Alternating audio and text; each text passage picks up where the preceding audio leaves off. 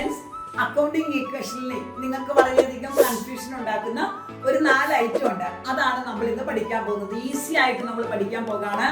അതിൽ first item ആണ് outstanding expenses. എന്നുവെച്ചാൽ ഔട്ട്സ്റ്റാൻഡിങ് സാലറി, ഔട്ട്സ്റ്റാൻഡിങ് റെന്റ്, അങ്ങനെയുള്ള ഐറ്റംസ്.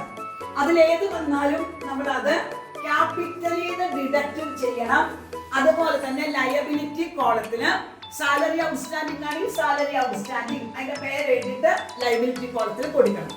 അതുപോലെ തന്നെ സെക്കൻഡ് ഐറ്റം ആണ് പ്രീപെയ്ഡ് ഇൻഷുറൻസ്, പ്രീപെയ്ഡ് എക്സ്പെൻസ്. അത് എന്തൊരു ഐറ്റം വേണമെങ്കിലും ആകാം. അത് നമ്മൾ ക്യാഷിൽ നിന്ന് നമ്മൾ ഡിഡക്റ്റ് ചെയ്യണം.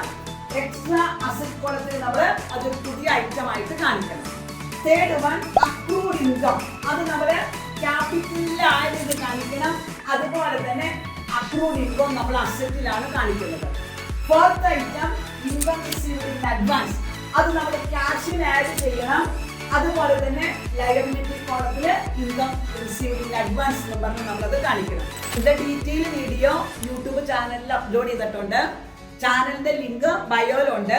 അപ്പൊ ചാനൽ ഫോളോ ചെയ്യാനും വീഡിയോ ലൈക്ക് ചെയ്യാനും മറക്കരുത്.